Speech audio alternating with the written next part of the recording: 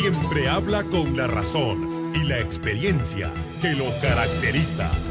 Presentamos Nicolás Lucar en Exitosa.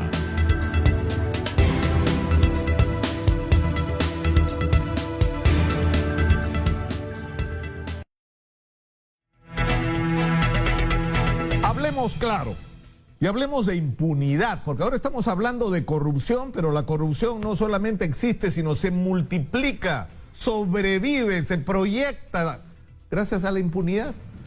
Y vamos a hablar de un caso muy particular, que es el recojo de la basura de Lima. El año 2005 había un conflicto que supuestamente había llegado a un nivel de acuerdo entre la Municipalidad de Lima, que tenía un contrato con Relima, la empresa que recogía la basura y que recoge la basura en el cercado de Lima.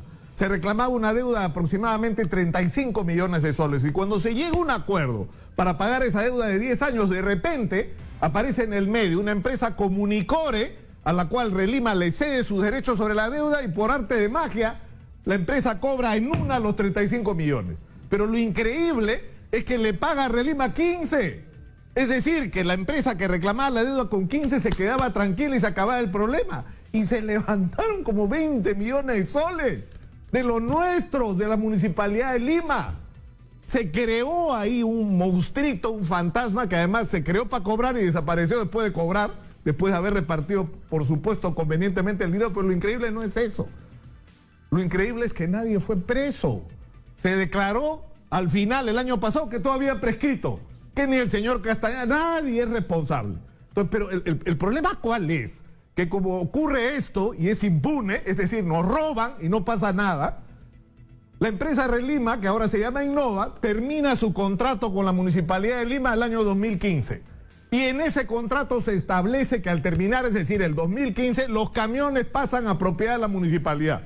Bueno, hace 3 años, señoras y señores, están recogiendo la basura porque el contrato se está prorrogando y prorrogando. Están recogiendo la basura con nuestros camiones, cobrándonos como si fueran de ellos, y además nos están cobrando como si fueran nuevos. Es decir, están cobrando tarifas que, según los ingenieros, según la asociación de las otras empresas que recogen basura, está alrededor de los 255 soles. Acá han dicho funcionarios de la municipalidad que no, que son 210. Bueno, así fuera 210 soles por tonelada, eso es una sobrevaloración fácil del 70-80% de lo que debería costar ese servicio. O sea, nos están cobrando como si fueran nuevos camiones que tienen 2 años, que son nuestros. Y encima agarran la basura y la llevan a un depósito final que queda en Lurín, que no es de ellos, que también es nuestro, que es de la Municipalidad de Lima, y lo están haciendo además invadiendo terrenos para los que no tienen autorización de depósito final de basura, y no lo están haciendo en condiciones de sanidad y salubridad, que son las que exigen los tiempos modernos, y no pasa nada. Es decir, la lógica de la impunidad: si yo puedo robarle 20 millones de soles al Perú y a la Municipalidad de Lima y no pasa nada, puedo hacer lo que me dé la gana, y eso tiene que parar. Y sobre este tema tienen que hablar los candidatos a la Municipalidad de Lima. Esto tiene que detenerse ya, ese contrato tiene que suspenderse. Es decir, es una vergüenza. Y encima, para colmo, y con esto termino esta introducción, ¿quiénes son los dueños de Relima Innova? Solvi. Es una empresa brasileña que tiene 2 problemas en Brasil: procesos por daño ambiental, por delitos ambientales que incluso han llevado a que los inhabiliten por 5 años para contratar con el Estado. Y en segundo lugar, aunque no lo crean, son parte del caso Lavajato, acusados de haber refilado 29 millones, ¿no es cierto?, a Dirceu, el famoso personaje del entorno del presidente o del expresidente Lula, ¿no? Y hay que pararla, ¿no?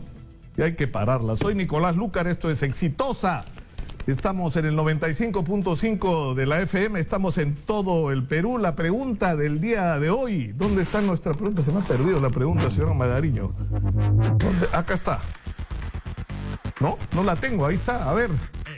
El próximo alcalde de Lima debe revisar, que ese es otro tema, por supuesto, los contratos de los peajes suscritos por Susana Villarán y Luis Castañeda. ¿Deben revisarse o no deben revisarse estos contratos? Hoy día en la primera plana de Exitosa se da una información increíble.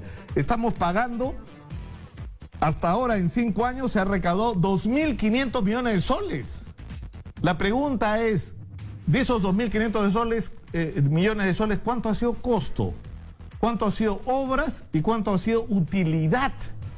Es decir, ¿cuánto dinero se ha levantado esta gente? Porque si uno ve, digamos, las vías, bueno, excepto este tramo nuevo de la línea amarilla, que ha sido recontra discutido por el cobro del nivel de peaje, por el tamaño de la ruta, pero en fin, o sea, más que eso no se ha visto, ¿no? O sea, ¿se justifica esto? Es una discusión también, es decir, de esos temas, sobre esos temas es que queremos respuestas a los ciudadanos. Y nos las pueden dar ustedes en el Facebook, en Exitosa Noticias, en el Twitter, @ExitosaP. Manuel Saavedra está con nosotros, de la Compañía Peruana de Investigación de Mercados, CPI. Bienvenido, Manuel. Nicolás, muy buen día. Tremenda encuesta se han mandado ustedes el fin de semana, ¿no? Sí. Es de esa, porque ustedes hacen encuestas regularmente, pero de vez en cuando hacen una gran encuesta nacional, ¿no? Sí, hacemos la encuesta que la venimos trabajando con ustedes, publicándola en el diario y en la radio. Y es un tema, pues, de actualidad, un tema que tiene que ver con algo que tú has mencionado en este momento, que es corrupción, impunidad. ¿Hasta cuándo? ¿Hasta cuándo? Y en la encuesta, la ciudadanía, que es otro tema que tú hiciste referencia, ya la ciudadanía se manifiesta en esta encuesta. Y se manifiesta en términos muy duros, muy críticos, contra lo que son las instituciones públicas, el Congreso de la República, el gobierno central. Es decir, hay una suerte de indignación total en este momento. Ahora, Fíjate, eso, sí, claro, eso se expresa en algunas señales. Por ejemplo, estoy viendo acá lo del cierre del Congreso. sí. ¿No? Bueno, el Congreso, una de las instituciones que nos evalúa así en detalle es el Congreso de la República. Exitosa. Y fíjate los datos que son realmente preocupantes. El 97% desaprueba la gestión del gobierno. Solamente, del Congreso. Hay 1.5% de aprobación. Yo tengo 50 años investigando la opinión pública en CPI. 50, somos la empresa más antigua. Y nunca en estos 50 años, a través de todas las encuestas que hemos realizado, se ha llegado a este nivel de desaprobación del Congreso de la República. Es decir, 1.5% de aprobación significa que solamente la aprueban los congresistas, los familiares, los que trabajan en el Congreso y los beneficiados directamente por el Congreso de la República. Nadie más. Y todo Ahora, el mundo... pero lo increíble es que no hay de parte del Congreso, ni de la mayoría fujimorista del Congreso, la conciencia de que esto es un hecho real. Esto no es una conspiración mediática, esto es, ¿no? Es real. Y ahora somos nosotros las encuestadoras, porque tú has leído ahí, dice, las encuestadoras están metidas en el problema para tratar de que el Congreso desprestigie. Las encuestas solamente miden lo que es la opinión pública. Y entonces hay una suerte, pues, de descrédito total, no solamente contra el Congreso. Si vamos a analizar las instituciones públicas, porque es una encuesta muy realista, claro, muy reciente. pero es bien bravo, porque le preguntan a la gente, ¿usted estaría de acuerdo con que se cierre el Congreso? El 82.7% celebraría el cierre del Congreso. Pero con ese nivel de desaprobación, ¿no? Y es más, cuando tú le preguntas a la gente, ¿no? Si está de acuerdo en la reelección de los congresistas. Fíjate, no se pueden reelegir los alcaldes distritales ni provinciales. No se pueden reelegir los gobernadores regionales, pero sí los congresistas. Sí, la corona de los congresistas para la reelección. Y el 90% de la gente no quiere la reelección de los congresistas. Lo quiere fuera del Congreso. Y que haya renovación. Cada elección presidencial, que haya la renovación del Congreso. Por otro lado, cuando hablamos que qué tanto se siente la gente representada por el Congreso de la República, 81% en nada. No se siente representado por el Congreso. Justo yo la semana pasada decía eso, ¿no? O sea, supuestamente el Congreso es la instancia más representativa. Es decir, ahí deberíamos sentirnos todos los peruanos de alguna manera expresados. Yo no he sentido ni un solo día que me representen, ¿no? Y acá te lo dicen claramente. Creo que eso le pasa a la inmensa mayoría de los ciudadanos. El 81% no se siente representado en nada. Y el 18% un poquito representado, ¿no? Y fíjate, otra pregunta bastante dura, pero realista, que dice, ¿el Congreso de la República trabaja a favor o entorpece el desarrollo del país? El 95% opina que el Congreso de la República entorpece lo que es el desarrollo del país. Esa es la percepción que hay, esa es la imagen que tiene el Congreso. Ahora, la pregunta es, si esa es la situación que estamos viviendo en este momento, que no es producto de este año, sino de tiempos pasados. El Congreso viene de mal en peor.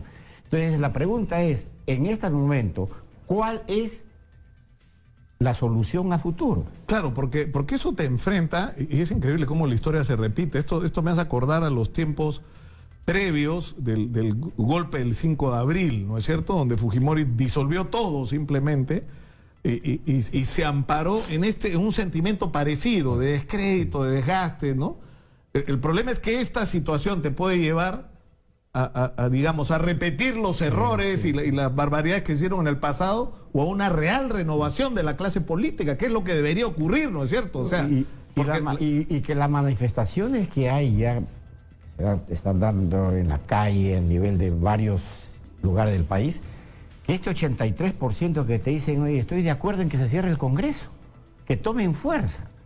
Entonces yo creo que el Congreso está en la necesidad moral de realmente revisar lo que la opinión pública está pidiendo en este momento, la situación crítica que se encuentra el Congreso de la República, y comenzar a tomar medidas de aquí para adelante, para tratar de salvar a una institución que es fundamental en la vida democrática del país.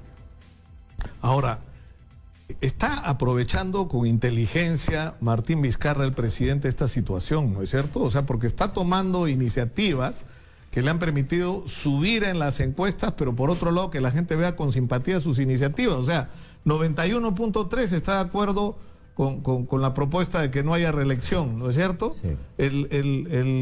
¿Cuánto? El 52% está de acuerdo con las dos cámaras, que es sorprendente. Sí.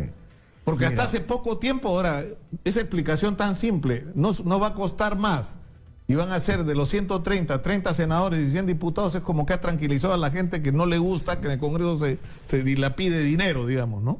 Sí, mira, aquí hay varios puntos como para analizar esta información. Primero, que yo creo que se puede marcar un antes y un después en lo que es la gestión presidencial. Antes del mensaje presidencial y después del mensaje presidencial.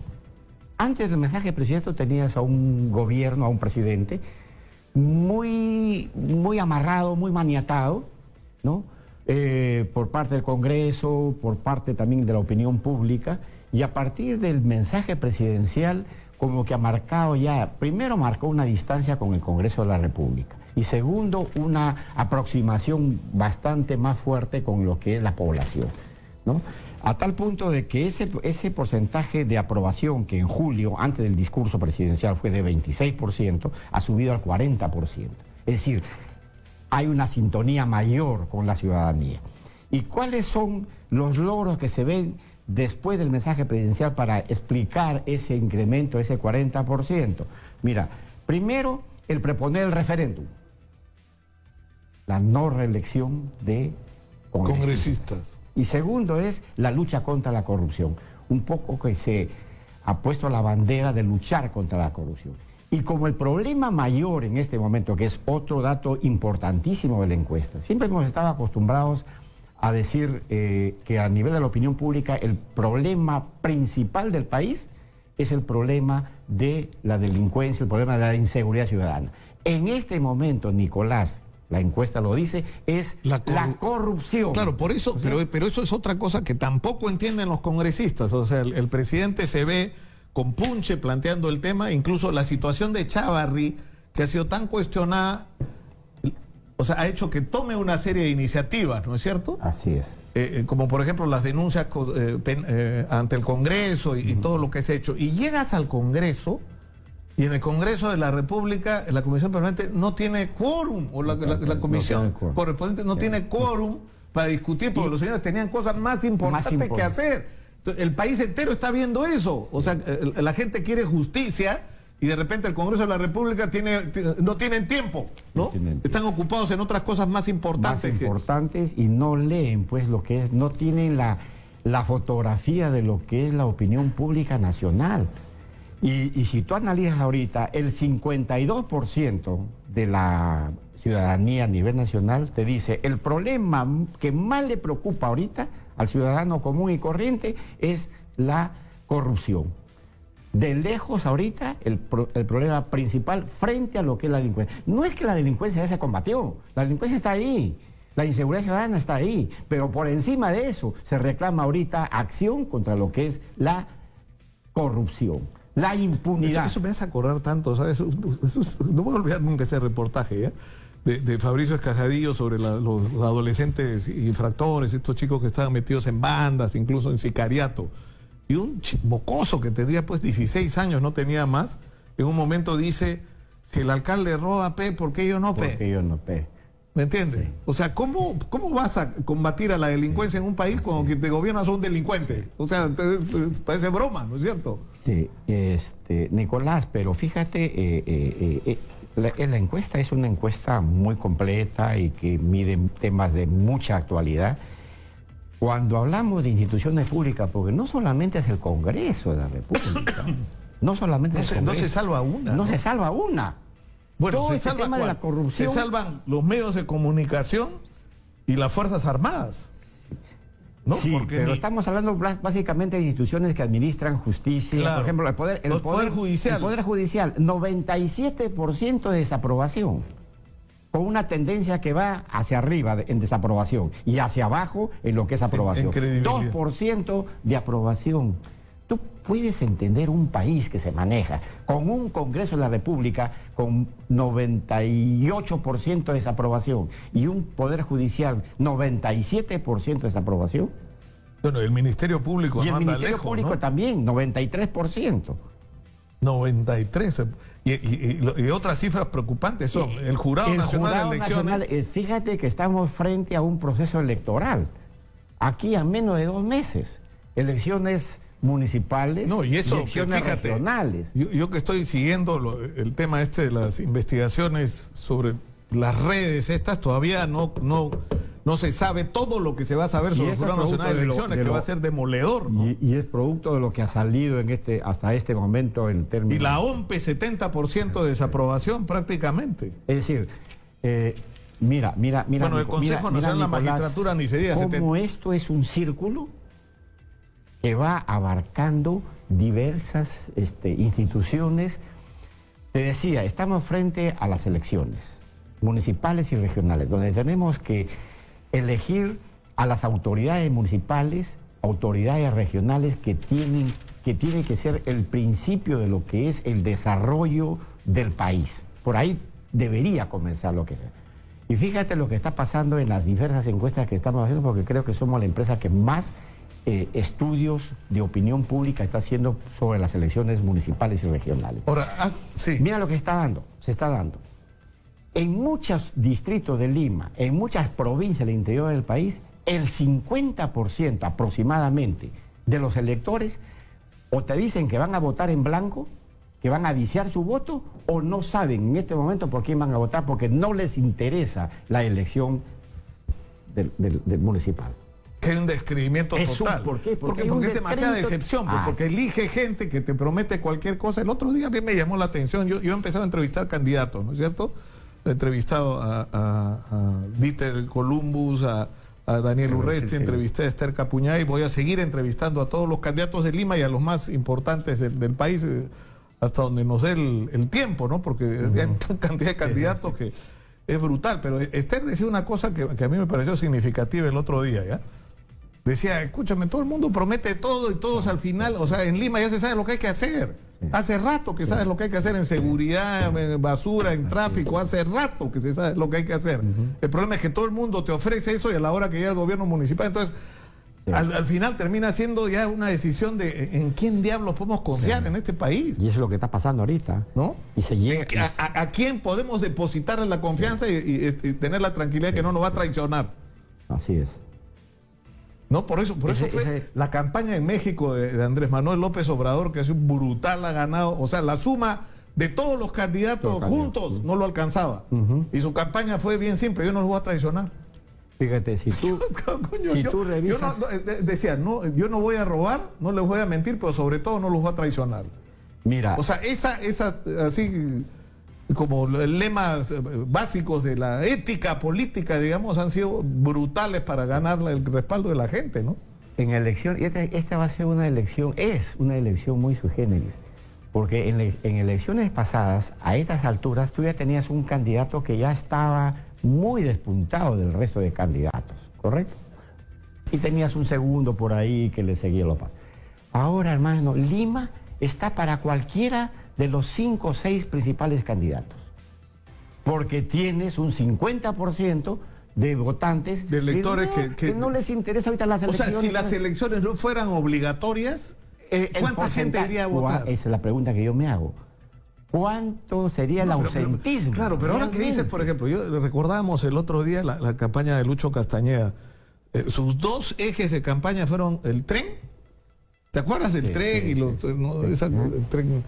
Y lo otro, que iba a poner, iba a unir con una fibra óptica todos los semáforos de Lima, y iba a resolver el problema de tránsito, y además iba a poner cámaras que iban a resolver el problema de la seguridad. Ninguna de las 2 cosas. Al día siguiente que se instaló como alcalde, se olvidó de ese tema y se puso a construir con la gente de OAS el puente 28 de julio, del que no había hablado en la campaña, dicho sea de paso, ¿no? Y entonces los problemas se siguen postergando tremendamente. Entonces no hay confianza ya en los candidatos. No hay confianza en los candidatos. Y estamos frente a una campaña muy complicada. Estamos frente a Ahora, ¿hay algo más que te parezca relevante de la encuesta que has hecho, sobre la que tú quieres llamar la atención? El otro tema interesante es con respecto a los audios, que también hemos encuestado acá. Mira, el 96% de la ciudadanía está de acuerdo en que los audios se hayan difundido. Se hayan difundido, Porque claro. a partir de los audios es que se ha conocido todo este mar de corrupción que hay en el país, ¿no? Y la otra pregunta es si los audios deberían o no continuar publicándose, difundiéndose, y la gente está de acuerdo. Y el 95% quiere que los audios se sigan difundiendo. Lo que la gente quiere es la verdad. Pero por otro lado, a nivel de la justicia dice, no, vamos a investigar a quienes difunden los audios. O sea, no es la investigación con respecto a los actos de corrupción que se han... Ahora, ahí atrás hay una historia secreta. Después de la pausa creo que vamos a aportar algo a esta historia secreta, porque esta gente sabía que la estaban investigando. Entonces, si esta gente sabía que la estaban investigando y estaba empezando a mover sus tentáculos para que esta información no se conozca, en ese contexto sí era importante difundir los audios. No, o sea, está clarísimo. Y te lo reconoce, la población te lo reconoce. Ha sido importante y sigue siendo importante la difusión de los audios. Manuel Saavedra, de la compañía Perón Investigación de Mercados, ha estado con nosotros. Un gusto vernos, ¿no? Hacía tiempo que no conversábamos, Manuel. Hace tantos años. ¿Cuántas elecciones hemos hecho juntos? Bueno, todas, creo. Nosotros estamos en todas las elecciones municipales desde el 79, de la Constituyente. Desde la Constituyente. Desde ahí hemos estado en todos los... Manuel Saavedra estuvo con nosotros. Vamos a la pausa, regresamos con más. Tras la pausa, vamos a poner en evidencia cómo Walter Ríos y César Inostroza, el 18 de mayo de este año, ya sabían que los estaban investigando y chuponeando. Ya lo sabían. ¿Hay algún traidor allá adentro? Volvemos.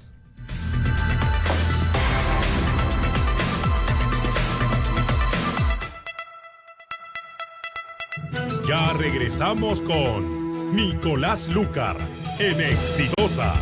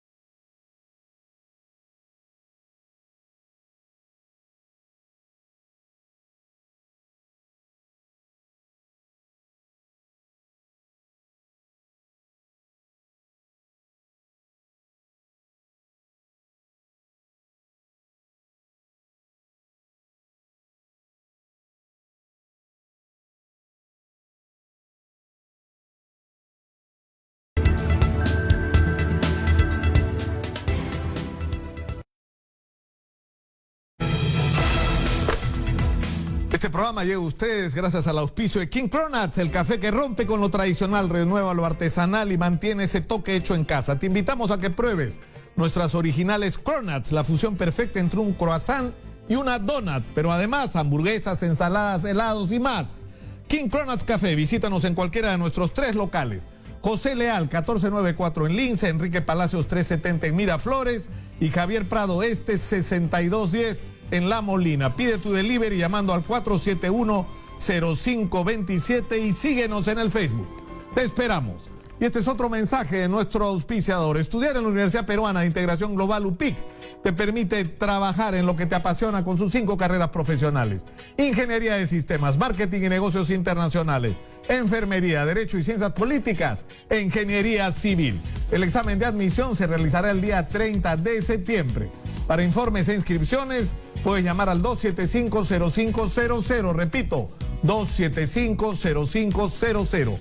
UPIC, excelencia académica para un mundo globalizado. Sofía Gallegos está en La Victoria, donde hay una marcha en este momento. Adelante, por favor.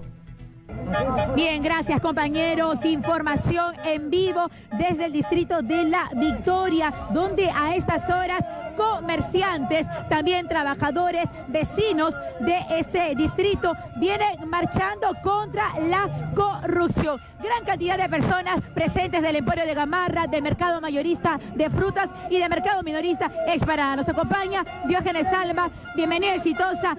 Detalles exactos, hoy marchan para pedir justicia, para acabar con la corrupción. Así es, todos estamos unidos haciendo un solo puño para terminar con la corrupción, apoyar a los buenos fiscales, apoyar a los buenos policías que han capturado a los corruptos y decir a la jueza que cuidado vaya a soltar a estos corruptos, porque ellos tienen que estar en la cárcel, porque ellos nos han tenido encerrados. Gamarra estaba encerrado como que sería una cárcel y eso no le vamos a permitir nosotros. La economía está por los suelos, la mano de obra está lejos, entonces por culpa de ellos Gamarra no va a quedarse abajo. Vamos a seguir luchando hasta el final. Se cumplen los días de detención preliminar. ¿Qué es lo que le pediría al Poder Judicial ahora? ¿Qué es lo que se viene? Que no le suelten los corruptos, porque si nos sueltan los corruptos, nosotros vamos a permanecer todos los días con marchas hasta cuando ellos paguen de lo que han malogrado la economía, no de Gamarra, sino del país, del Perú, la economía. ¿Cómo viene trabajando el alcalde interino Harry Castro? Lo mismo, es lo mismo, la misma gestión de la otra gestión, o sea que no hace nada, lo mismo que nada, porque más preocupado está en política que se preocupa en Gamarra. Por eso yo lo diría, que él venga y haga su trabajo, pero que no venga acá a engañar a la gente, venga a la prensa, eso no es flor de un día.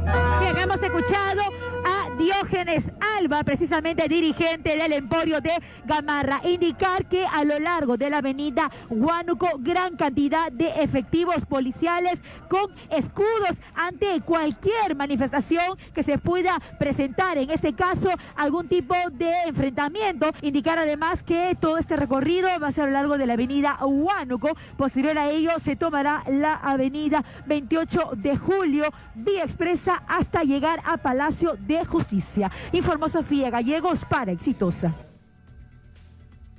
Bueno, así está la cosa, la gente está muy molesta y ha perdido la paciencia en todos lados y lo que se quiere son resultados rápidos. La situación es para empezar, en el caso de La Victoria, donde se viene ya además de una situación de desgobierno. Acuérdense ustedes todo lo que ocurrió con el tema del recojo de la basura, lo que evidencia que en la mayor parte de los casos lo que hemos tenido son gestiones que no solamente han estado asignadas por la corrupción, sino por la total ineficiencia.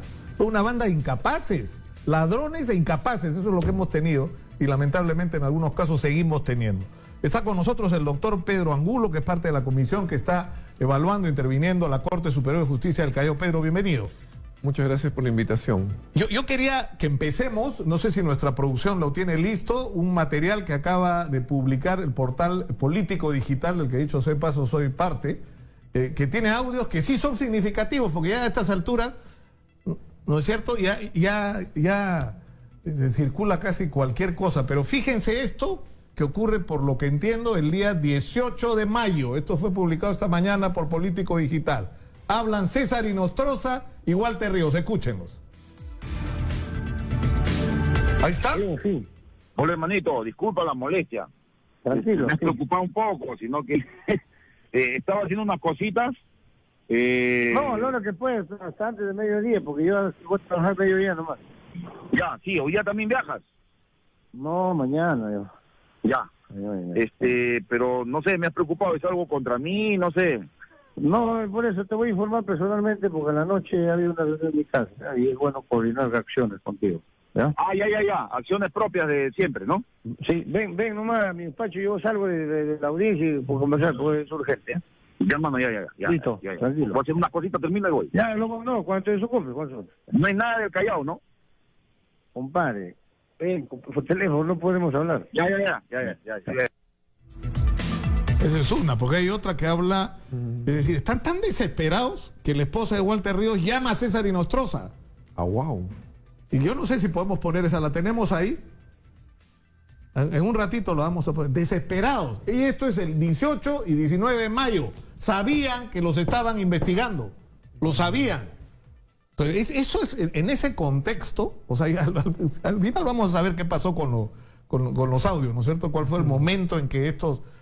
Pero estaba claro que querían montar una operación para neutralizar el que esta información y esta investigación progresara. Claro, eso es lo que sucede en muchas oportunidades. Se ha sabido que ha acontecido. Probablemente un caso común es los temas de Vladimiro Montesinos, que se dice hoy en día que habían más audios, que estaban involucradas más personas que nunca llegaron a ser investigadas. Claro, incluyendo miembros de la Corte Suprema. Es decir, sí, parte de los audios, la versión que yo he escuchado con respecto a este tema de los Vladivideos, es que no solamente desaparecieron Vladivideos de políticos, empresarios, sino sobre todo desaparecieron Vladivideos donde estaban miembros connotados de la Corte Suprema. Claro. Es decir, que si hubieran aparecido, simplemente los señores no hubieran podido seguir ahí y siguieron, ¿no? Así es. Entonces, allí la filtración se explica porque precisamente ya estaban los planes para callarlo, la represalia, y evidentemente la forma de estas personas de que todos era que todo se sepa para que otra vez no lo acallen. Y nosotros por eso es que consideramos que ahora hablar y decir, pero hay que investigar, que la filtración, que esto es una represalia. Y es una represalia porque ya vemos que el Congreso, muchas instituciones están divididas en dos lados, los que combaten la corrupción y los que quieren que esto retroceda. Ahora, desde el punto de vista formal, se supone que sí debería haber una investigación, ¿no? Cuando yo he preguntado, me dice, formalmente ha ocurrido una transgresión, es decir, se ha filtrado. ¿No debería de haber, pero no sería lo que hoy día hay que darle la primacía, el interés fundamental. El interés fundamental en estos momentos está en contra de la corrupción. Claro, o sea... Es más, en algún momento decía que había hasta que condecorar a la gente que había soltado estos audios. Pero es lógico. Sobre todo en la primera fase, porque los primeros audios que salen, que nos ponen en evidencia, ¿no es cierto?, toda esta podredumbre del Consejo Nacional de la Magistratura, lo que estaba pasando en el Callao, el papel de César Inostroza. El problema es que luego ha habido un manoseo político, o sea, es como tienes acceso a los audios, entonces empiezas a buscar los audios de tus enemigos políticos para dañarlos, ¿no? Entonces ya, cuando empieza ese sesgo, ahí es donde se pervierte el sentido digamos, de la búsqueda de justicia, ¿no? Claro, hay varios sesgos, ¿no? Porque yo a veces escucho comentarios que no sé si son ingenuos o qué, que dicen, pero todos somos corruptos, pero todos hemos fotocopiado un libro original, nos hemos cruzado la luz roja, pero yo creo que no hay una proporción entre lo que está en juego. Está en juego el país, está en juego un nivel de corrupción, un nivel de narcotráfico, o sea, realmente es asqueroso el nivel de lo que nosotros estamos precisamente por eso combatiendo con lo otro que se quiere comparar, ¿no? O sea, no hay comparación. Ahora, además no hay que perder de vista que el origen de esta investigación es la investigación a una organización de narcotraficantes. Y en esa investigación aparecen Walter Ríos y César Inostroza, y la pregunta es ¿por qué? ¿No es cierto? Claro, o sea... Y ahí la presunción, ¿cuál es? Que es una información que nos dio acá un ex policía que ha estado preso con narcotraficantes y que nos contaba que él ha podido registrar hasta 56 casos de los cuales él ha tenido directa o indirectamente conocimiento, donde funciona el mismo procedimiento. Atrapan banda con 1000 kilos de clorhidrato de cocaína, les dan prisión preventiva mientras inicia el proceso, llega un abogado a buscarlos, le dice te la cambio, ¿no es cierto?, por comparecencia, y según el papel en la organización y el tamaño del narcotraficante, los precios podían llegar hasta $millones. Claro. Y te cambiaban y te daban la comparecencia. O sea, era la garantía, porque ocurría y ese narco termina liberado. Es decir, por ahí va la cosa, o sea, digamos... Es sorprendente porque estamos hablando de jueces, ¿no? Pero la realidad es que siempre también se ha dicho que la realidad va más allá de la fantasía, y eso es lo que estamos encontrando. Por ejemplo, por un lado, en la investigación de la Corte estamos encontrando cosas que era común encontrarlas en una presidencia regional, ¿no? Que estén fingiendo contratos para sacar plata, pero también que las autoridades que presuntamente administran justicia como terceros imparciales, que son los jueces, ellos están favoreciendo al narcotráfico. Ahora, yo desgraciadamente también, así como hay conocimiento de lo que está sucediendo, de lo que había sucedido, conversaba con alumnos que eran abogados y me decían, una de las opciones es precisamente arreglar con jueces en el Callao, pero cuando llegan a estar presos porque ya no se puede disimular o ya es imposible, entonces la otra opción es la conmutación de la pena. Lo claro, que sucedió que es el final del camino, en la época de Alan García. Así es, la otra manera era pagar para salir.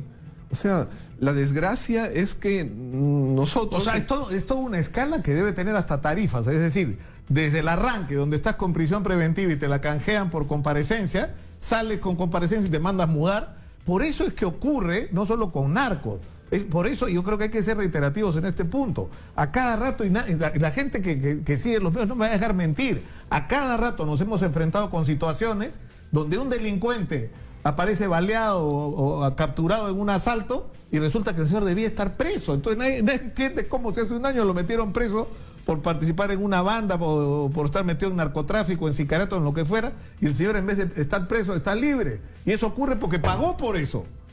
¿No es cierto? Pero la vez pasada ocurrió, me parece, en Guaral, que se hizo un operativo, se consiguió apresar por lo menos a 30 personas, el juez los deja libres y todo el mundo saltó, empezaron a recuperar algunos y al juez lo cambian. O sea, lo que sucede es que hay pues jueces que son figuritas, ¿no? En el tema de los supernumerarios es así, la figura pues que es acomodaticia, cualquier cosa la pongo por aquí, me sirve para acá, si no me sirve para aquí la pongo en otro lado. Ahora, todo terreno, digamos, ¿no? Hay una dificultad en la investigación sobre lo que ha pasado en la Corte del Callao, que estaba claramente tomada, ¿no es cierto?, que se había convertido en un instrumento, ¿no es cierto?, para la comisión de delitos, que es la pérdida de información. Es verdad. Y eso tiene que ver seguramente con esta conversación entre César Inostroza y Walter Ríos que ocurre el 18, creo que esa conversación es del 19, porque ahí se refieren a una reunión que supuestamente ocurre el 18 en la noche. Es decir, ellos desde el 18 por lo menos de mayo ya sabían, y si sabían han tenido que tomar prevenciones, ¿no es cierto?, desde cambiar jueces hasta esconder o quemar documentos, ¿no es cierto? Lamentablemente es así, precisamente por eso es que existen estas figuras que se llaman cautelares, que es una prisión preventiva. Nosotros todo el tiempo escuchamos que hay quienes dicen, no, que la cautelar, la prisión preventiva, es como un adelanto de la pena que no debe existir, pero es que no se entiende eso desde la perspectiva de la búsqueda de información de quienes tienen la tarea de perseguir el delito. La policía y los fiscales que tienen esa misión requieren medidas cautelares porque las personas, con evidentemente la inteligencia que todos los seres humanos tenemos, aunque sea el delincuente, también trata de eliminar las pruebas, de poner amenazas a los testigos, inclusive a veces complicarles la vida, tomándoles fotografías, etcétera, para chantajearlos y decirles tú no puedes soltar esto, ¿no? Entonces, la realidad es que se requieren las prisiones preventivas precisamente para cautelar. Otra cosa, y las intervenciones de, claro, apartar a las personas del despacho. Eso debe ser una medida inmediata, porque si van a estar todavía en el despacho cuando ya se tiene la información, evidentemente lo que van a hacer es eliminar pruebas. Hemos encontrado que han desaparecido libros, cuadernos que deberían existir, pero también hay formas, por lo menos con algunos, de ver quién es el responsable, quién los ha desaparecido, porque siempre hay una persona que es la encargada. Además, se hacen las visitas. Usualmente todos los años se hacen visitas, y cuando uno hace visita, uno verifica los cuadernos, los libros que tengan fecha de inicio, una fecha final si es que ya terminaron, y si no el nuevo, la fecha de inicio y todos los actos que se están registrando. Por ejemplo, un presidente de corte necesariamente tiene que tener un cuaderno porque todo el tiempo lo llaman o lo visitan. A veces y tiene que haber un registro. Por supuesto que sí, tiene que darse cuenta. Pero eso se ha perdido en el Callao. Se ha perdido, dicen no existía, no había. Definitivamente el desorden se sabe que es un esquema propicio para hacer cualquier cosa. Claro, pero por ejemplo en las resoluciones judiciales, cuando que también ha habido un problema porque hay, entiendo, expedientes que no están como deberían estar, pero, sí. Pero por ejemplo en el INPE tendría que haber ese registro, porque para liberar un preso que tiene prisión preventiva y cambiárselo por comparecencia, ¿no es cierto?, tiene que llegar a un nivel del expediente ahí para justificarlo. Siempre señor ha sido liberado por esto. Así ¿no es. es cierto? Siempre tiene que haber, porque si no incurriría en responsabilidad si sale una persona y no hay que lo justifique, ¿no? Peor si están privados. Ahora, yo no sé si tenemos el audio de la esposa de Walter Ríos hablando desesperadamente con César Inostroza. ¿Lo tenemos listo? Señores de la producción, en 2 minutos ya, ahorita lo vamos a tener. Porque, o sea, a mí lo que me ha llamado la atención de estos audios en medio de esta... O sea, yo creo que ya por ratos perdemos un poco el sentido de lo que es importante y de lo que no, pero esto es trascendente porque prueba que alguien les informó. Y en este proceso aparece un personaje que se llama Miguel Torres, que es, entiendo, una persona cercana a Walter Ríos y a César Inostroza, por lo que se define, lo tratan de Miguelito en los audios, ¿no? Y participa en reuniones y aparentemente es una persona clave en revelarles esta información, ¿no? Pues, ahora, ¿cómo podían saberlo? O sea, ¿cómo se rompió el bloqueo? Porque la información se está llevando la investigación con mucha reserva, ¿no? Pero siempre hay, digamos, los agentes, entre comillas, ¿no? No es ingenuo que coloquen a un agente inclusive fuera de su corte superior. Cuando están llegando, esos son tentáculos, es gente que va informando, ¿no? Se nombran personas, eso es una forma de proceder precisamente para que hagan llegar información. Y si hay una persona que ve que hay actitudes esquivas, como que hay demasiado cuidado con un tema, de inmediato ya surge la alarma y puede pasarse la voz y de repente alguien ya acercarse, mirar y sacar una conclusión rápidamente y inmediato avisar, porque precisamente para eso están. Ellos saben quiénes están con ellos y quiénes no. Por eso es que hablan de que conservar la hegemonía, porque algunos dicen todos son corruptos en el Poder Judicial, en la Fiscalía. No es así. Hay gente que no es corrupta, hay gente que no ingresa en esas cosas. Ellos llevan la tarea porque es un desempeño, algunos hasta con mística. Claro, y el tema es, y acá se introduce nuevamente la controversia de la legitimidad de la decisión de haber hecho públicos estos audios, ¿no es cierto? Porque yo he hecho un seguimiento así más o menos riguroso. Ya la fiscal Rocío Sánchez solicita al juez Roque que le dé autorización. El juez Roque le da la autorización, la intervención la realiza el grupo Constelación, que opera en Adinandro, en la avenida Aramburú. La información se le entregan a la fiscal y la fiscal encuentra en el proceso de descifrar los audios e identificar a los participantes de que hay personas que están por encima de su jerarquía. Es decir, ¿no es cierto? Ella no puede investigar a Walter Ríos, ella no puede investigar a los miembros del Consejo Nacional de la Magistratura, ella no puede investigar a César Inostroza. Entonces, teóricamente, lo que manda el procedimiento es que ella le traslade esa información al fiscal de la Nación. Todos los audios que hemos conocido, todos, tienen que ver o con Walter Ríos o con los miembros del Consejo o con César Inostroza o con el entorno de ellos, lo cual hace suponer que el momento en el que se produce la filtración es el momento en que sale del ámbito de la fiscal Rocío Sánchez y pasa al ámbito de la Fiscalía de la Nación. Ahora entiendo que también en el caso de Walter Ríos la información debía llegar al doctor Víctor Raúl Rodríguez, ¿no es cierto?, que era en ese momento el órgano de control. Teóricamente, no sé si ocurrió, pero digamos, ese es el espacio donde a mí me parece que ha ocurrido la filtración. Entonces, alguien ha tenido en un momento los audios, ha sentido que había presión porque esta información desaparezca y ha tomado la decisión de hacerlo público. Es una situación bastante compleja. A ver, ¿qué podría haber sucedido? Me pongo en una hipótesis. Que la fiscal entiende que los canales por los cuales va a pasar, precisamente por el conocimiento que ya tiene, son personas vinculadas a la red o que van a informar a la red si es que no están vinculadas. y que se va a perder la información o que no va a llegar al canal adecuado. Ese es un problema y ahí tiene un reto. El otro tema sería cómo llegar una adjunta provincial al fiscal de la Nación, si lo considera confiable, porque lamentablemente a veces las puertas no se abren tan rápido. Claro, lo que se ha destapado además ahora son todos estos conflictos políticos dentro del Ministerio Público, ¿no es cierto? Una división también, porque hay gente que es correcta y hay gente pues que no es tan correcta. Yo diría, ahora se le echa la culpa al doctor Gonzalo Chávarri de que él se está quedando, pero, y los otros dos fiscales supremos, ¿acaso ellos no son los que lo mantienen? Si ellos entienden que la institución se está deslegitimando, con esa encuesta que acabamos de ver de CPI, la institución está creciendo hacia la deslegitimación, entonces esos señores también tendrían que pensar un poquito y decir, bueno, basta ya, efectivamente, mejor un paso al costado, que descargue y regresará pues en su momento, pero si hay personas que están ahí atornillando a otro, finalmente no es solamente la responsabilidad de Gonzalo Chávarri, son los otros que no entienden también la situación que enfrentan. Y se supone que a ese nivel tiene que haber gente que entienda qué está viviendo, ¿no? En el Congreso también vemos lo mismo. El presidente del Congreso dice, yo le creo a la señora acá. Eso en política es un error, porque si él tuviera la legitimación que no tiene, entonces él puede tratar de trasvasar su credibilidad para que otros... transferirle esa credibilidad. Pero si él está sin credibilidad... No, pero además lo que la gente está pidiendo es que se haga una investigación donde no haya ningún tipo de protección. Y ese tipo de declaración ya te está... ¿no? Definitivamente, en el Congreso ya vemos que están divididos porque están protegiendo, por ejemplo, al fiscal de la Nación y los otros no. Entonces... Yo me acuerdo que eso ocurrió con Blancanelia Colán en una entrevista que es usada cada rato como referencia y no se dan cuenta que es al revés. La utilidad que... Yo le hice una entrevista a Blancanelia Colán sobre Vladimiro Montesino y lo defendió.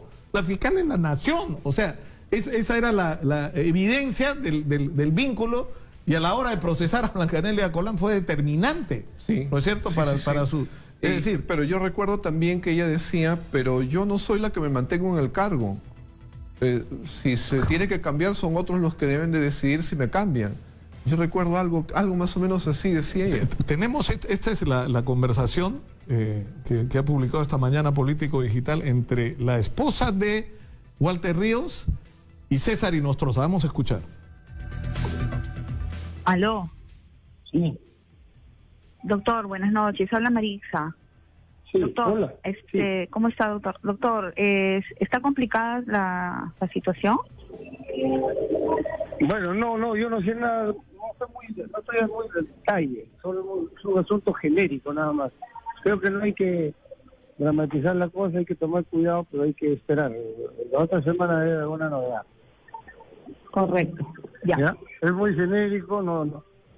Ya se ha filtrado eso, pero yo creo que hay que tener cuidado en todo. Ya le dije a Walter que tenga cuidado en todo. Y ahora, ¿ya? Correcto. Ya, doctor. ¿Listo? Ya. Es increíble. Hay que tomar cuidado en todo, ¿no es cierto? Claro, yo diría, ahí se saca una conclusión rápida en el sentido de que ella ya está informada, porque el doctor Walter Ríos, como se sabe ahora por los audios, él generalmente se comunicaba bastante con su esposa y casi todo le decía. Entonces, sin que escuchemos esa conversación, ya se tiene que haber dado, pero ella además lo debe notar tan desencajado que ya su preocupación ha llegado al nivel que ella ha hecho una llamada. Y esto es lo que explica lo que usted está describiendo, Pedro. Es decir, que cuando llega la comisión para intervenir, resulta que hay un montón de información que se perdió. Sí, claro. Y se perdió porque sabían lo que les venía. O sea, estaban borrando huellas, digamos, de lo que pudiera pasar, ¿no? Sí, estaban regresando personas a sus lugares, o sea, lo que se había armado ya lo empezaron, hubo renuncias, había asesores que ya no encontramos. Definitivamente sí, han tenido el tiempo para hacer pues lo que es indeseable que se haga y que es lo que justifica la existencia de las medidas cautelares de, digamos, desplazamiento para que no estén en el lugar, ¿no? Y también la prisión preventiva, ¿no? Son cosas que funcionan para eso precisamente. Muchas gracias al doctor Pedro Angulo por estar con nosotros esta mañana aquí en Exitosa. Y está claro que hagan lo que hagan, ¿no es cierto? No van a poder impedir que la verdad se sepa, ¿no? Porque además yo creo que la lección ya la aprendimos, ¿no es cierto? Ahora lo vamos a hacer bien y completo, y caiga quien caiga, ¿no es cierto? Hay que seguir luchando, ¿eh? Yo creo que no hay que bajar la guardia. Pedro Angulo ha estado con nosotros. Vamos a la pausa, regresamos con más. Esto es Exitosa, la radio del Perú. Volvemos.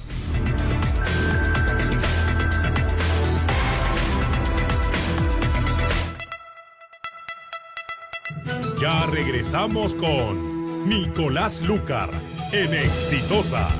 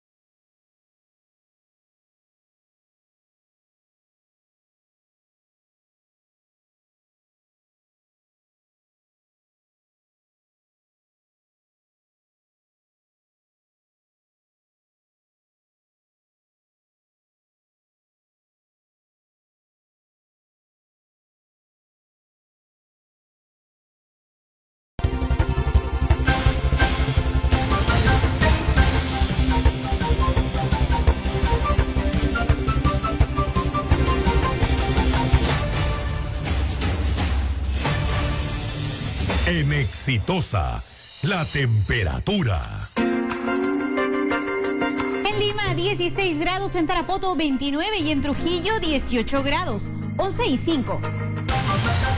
Tenemos información en vivo desde el Congreso de la República con Álvaro Tapia. Te escuchamos, Álvaro. Gracias, información en vivo desde el hall de los Pasos Perdidos del Congreso de la República. Nos encontramos con el segundo vicepresidente del Parlamento Nacional, el congresista Segundo Tapia. Bienvenido a Exitosa para consultarle acerca de las medidas que han tomado precisamente hoy en el Consejo Directivo. Bueno, el Consejo Directivo, dos medidas. Una, aprobar el cuadro de comisiones con sus respectivos integrantes y se ha aprobado por unanimidad. Y el segundo es separar al oficial mayor José Chevasco, toda vez que este es un tema de confianza y esta es una nueva mesa directiva, pero no sin antes agradecerle por los servicios prestados al Congreso de la República, al señor José Chevasco, y bueno, recuerden que es un tema de renovación de cuadro, ¿no? Ahora, ¿cuál es el razonamiento? ¿Cuáles son las razones para separar precisamente al oficial mayor? Bueno, la mesa directiva, por tratarse de un tema de confianza, decide si renueva la confianza o no. En este caso ha decidido no renovar la confianza. ¿No es por esas presuntas implicaciones de en ese caso, compra de refrigeradoras, de frigobars? Bueno, como repito, son temas que está lanzando el periodismo, pero aquí el tema es un tema de renovación de cuadros. Bien, gracias. La información entonces que se tiene desde el Parlamento Nacional, informó Álvaro Tapia para Exitosa.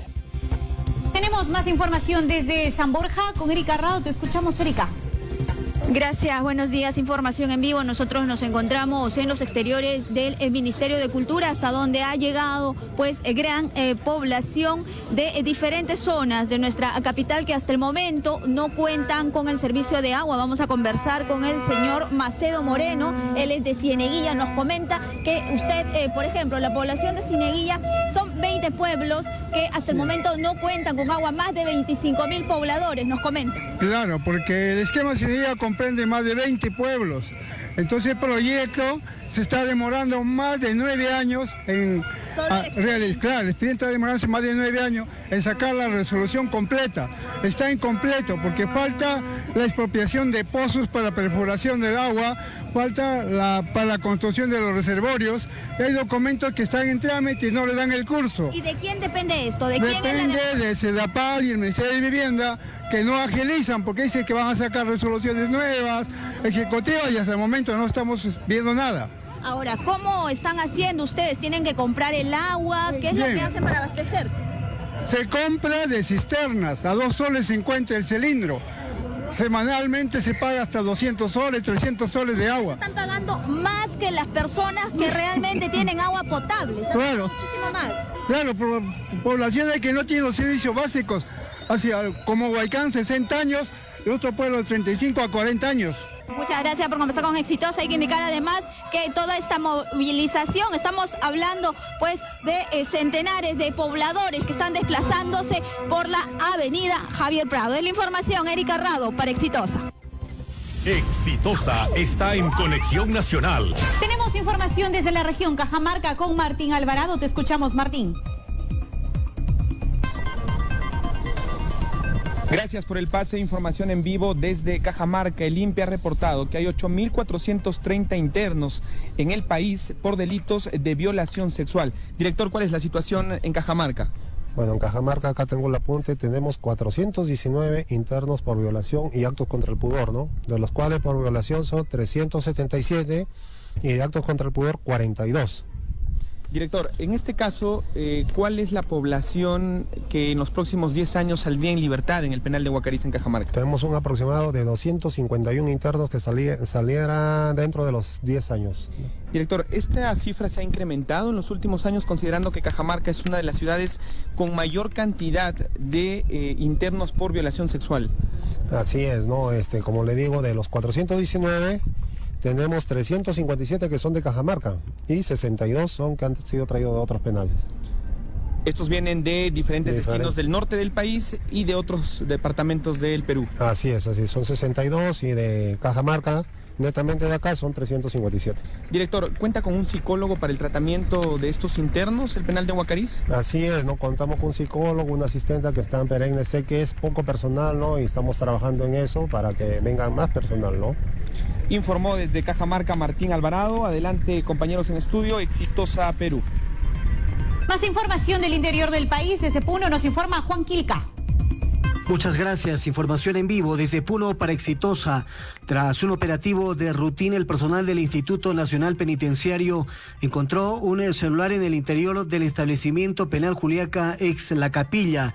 En el pabellón C, área de descanso, se halló un equipo de celular marca LG modelo Dual SIM con el IMEI erradicado, con una batería de color negro con un cargador artesanal y un dispositivo chip claro con número no elegible sin tapa. Por disposición del Ministerio Público fueron puestos a rotulado y en cadena de custodia para las investigaciones de ley. En Puno informó Juan Quilca, Exitosa Perú. 11 de la mañana, 11 minutos. Tú estás en Exitosa. Seguimos con Nicolás Lucar. Exitosa.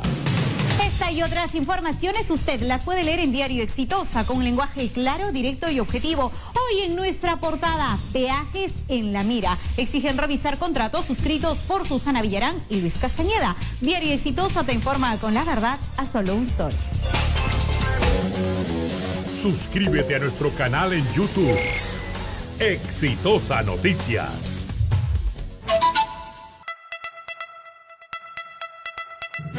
Continuamos con Nicolás Lucar en Exitosa.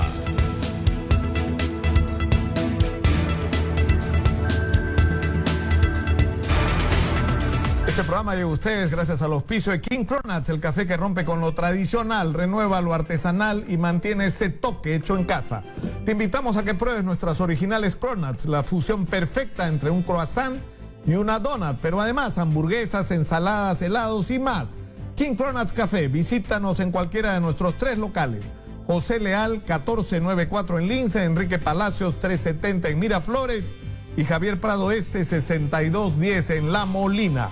Pide tu delivery llamando al 471-0527. Repito, 471-0527. Puedes también seguirnos en el Facebook. Te esperamos. Y este es otro mensaje de nuestro auspiciador. Estudiar en la Universidad Peruana de Integración Global UPIC te permite trabajar en lo que te apasiona con sus 5 carreras profesionales: Ingeniería de Sistemas, Marketing y Negocios Internacionales, Enfermería, Derecho y Ciencias Políticas e Ingeniería Civil. El examen de admisión que realizará el día 30 de septiembre. Para informes e inscripciones puedes marcar el 275-0500. Repito, 275-0500. UPIC, excelencia académica para un mundo globalizado. Está con nosotros nuevamente, nos volvemos a ver después de algunas semanas con don Martín Ojeda. Él es director del Consejo Nacional de Transporte Terrestre, que agrupa a las empresas transportistas, tanto de pasajeros como de carga, que operan a nivel nacional. Lo único que no incluyen ustedes son las empresas de transporte urbano de ciudades como Lima, por ejemplo, ¿no es cierto? Ante todo, muy buenos días, Nicolás, gracias por la invitación. Exacto, nosotros no agrupamos aún las empresas de transporte urbano porque consideramos que está en alguna evolución hacia un sistema empresarial. Muchas han mejorado, pero hasta que no veamos una tranquilidad, una estabilidad empresarial en ellos a nivel nacional, aún no las agrupamos. Claro, porque eso es, he visto que en Colombia se está haciendo una investigación sobre la adquisición de semáforos, ¿no? Que es otro de los temas de los que debería hablarse en la campaña electoral. De repente en Lima apareció sembrada de semáforos, todo se puso de moda. Sí. Y los semáforos han sido puestos en cualquier sitio sin ningún criterio técnico. Entonces están haciendo una investigación sobre por qué se hicieron las cosas así, porque se presume que ha habido actos de corrupción en el medio.